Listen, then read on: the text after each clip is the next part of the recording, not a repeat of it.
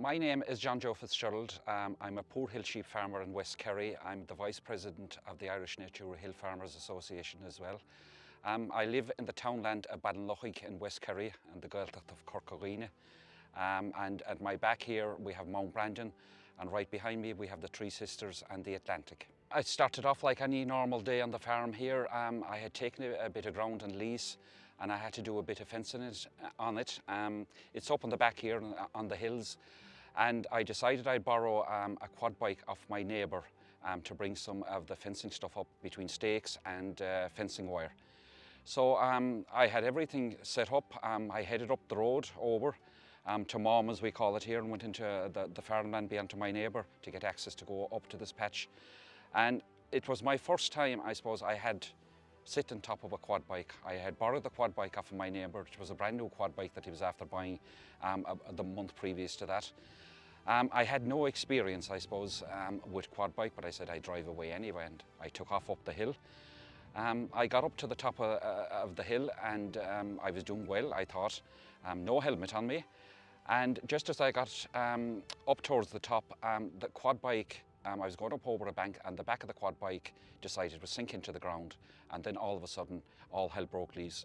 The quad went back over the top of me and I ended up under the quad bike. It landed on top of my hip, and the only thing that saved me on the day, I had a loose bundle of fencing wire on the front of it, and that took the full impact of the force. But I was shocked. It took me 5 minutes trying to get out from underneath the quad bike, and I suppose I was more worried about the quad than myself.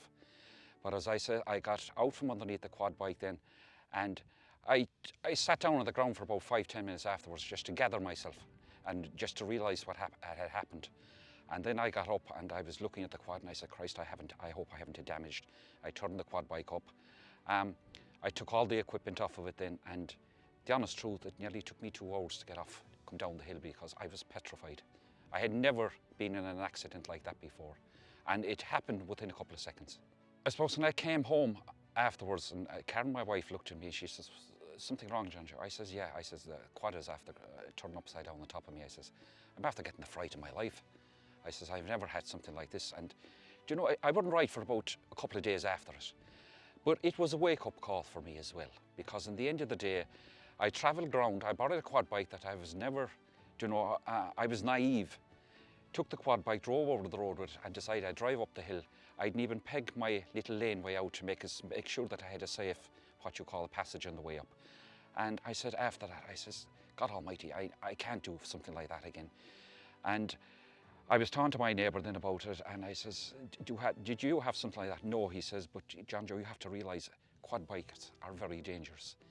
They're a great bit of equipment, but he says, you're an older guy, you know, he says, and like you decide you'll go up the hill. We're trying to train the youth, and he says, and the young people to be more, you know, health and safety, I suppose, savvy is the way to say it. And he said, Jesus Christ, John Joe, did you walk the path before? Did you look where you were going? What's the story? I says, I didn't. I said, I just drove up the hill and that was it. But it was a serious wake-up call to me, the honest truth about it.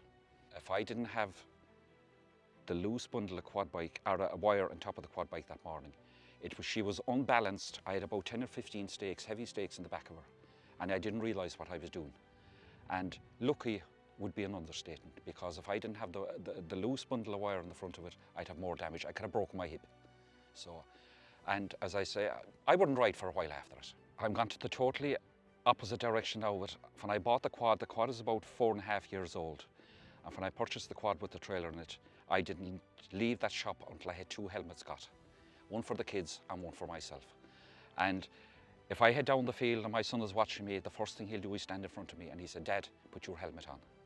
And that's the way, it's there in the back of the quad bike. It's a great tool to have with you, if nothing more than to keep the flies out of your face in the summertime, and in the wintertime you have great protection from the rain. But from a health and safety point of view, everyone should have one of those.